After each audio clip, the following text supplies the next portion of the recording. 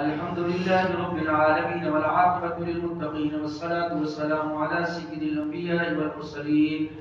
أما بعد فأعوذ بالله من الشيطان الرجيم. بسم الله الرحمن الرحيم.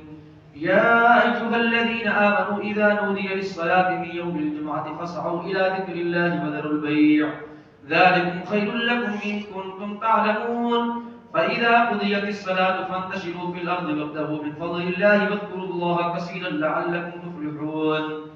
قال النبي صلى الله عليه وسلم: السخي حبيب الله ولو كان فاسقا، والبخيل عدو الله ولو كان زاهدا. بارك الله لنا ولكم في القرآن العظيم ونفعنا وإياكم بالآيات والذكر الحكيم. إنه تعالى جواد كريم ملك غفور رؤوف رحيم.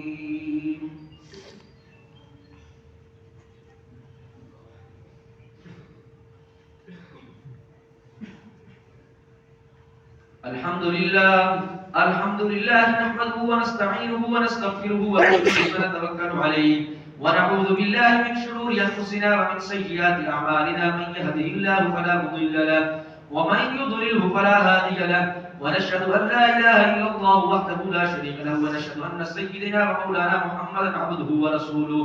إن الله وملائكته يصلون على النبي يا أيها الذين آمنوا صلوا عليه وسلموا تسليما.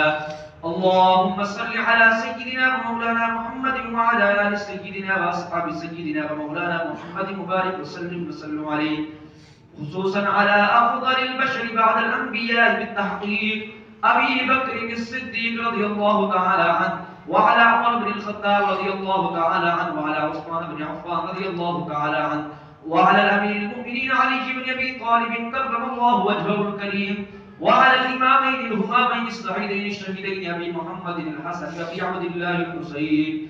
قال النبي صلى الله عليه وسلم: إنما الأعمال بالنيات.